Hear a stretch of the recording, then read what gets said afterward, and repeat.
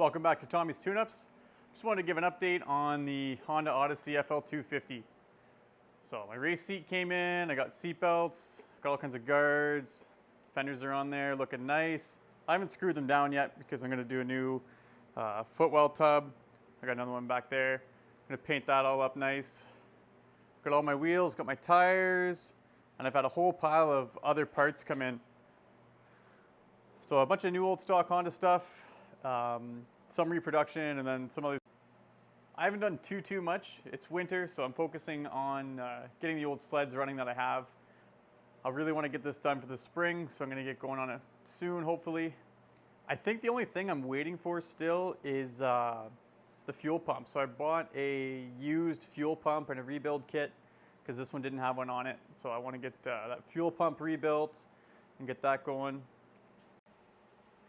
As far as the engine goes, I got the clutch off, the puller came in and it was just beautiful. Threads in nice, worked awesome. It was the way it needed to be. So it was nice to be able to find the proper tool to get that apart so it didn't damage anything. But I got to make a case splitter. So it shows in the manual that the case, you have to push on the crankshaft and then you bolt the puller onto where the recoil bolts on, and then it'll let me split the case here. Once I get that apart, this thing will be at the machine shop, and then they're going to go over the crank for me, put a new connecting rod on, and they're going to bore out the cylinder, so that way this will be a 71.5 millimeter piston, which will make this about 300 cc. It was pretty common for these things to burn up pistons or to have the incorrect fuel mixture or run lean or whatever and then damage the cylinders, so I'm hoping it's not going to be too big of a deal for the machine shop when they fix my cylinder for me. I got a bunch of welding I got to do still too. I'm going to make a nice bumper on the front that kind of comes out and then around the corner a little bit so it protects the fenders. They're like 300 bucks a piece, so I don't really want to be damaging the fenders, especially after spending all this money on it. So I get a lot of questions too about how much money I spend on all this stuff. If you're buying new old stock parts or parts that are used and you need, you're kind of at the mercy of the seller. Check market value, check on eBay, that kind of stuff.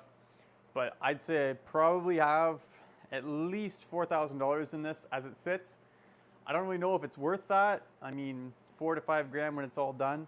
But I got a lot of labor invested in it, and I'm gonna have even more by the time this gets finished.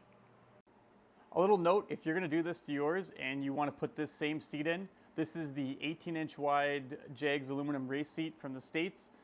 But I would go with the 17-inch wide. So it's about a 1/4 inch too wide at the front. I'm gonna have to put, I'm gonna put the seat down below. I'm gonna take these brackets, I'm gonna mount them on the underside and then put a skid plate. So I'm gonna have to trim the frame a little bit. I'm sure I'll probably just weld like a piece of flat bar on the top all nice just to reinforce it.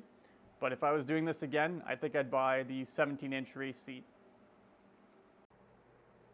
So thanks for tuning in and following along on this build. I know it's been going pretty slow, but I'm in no race.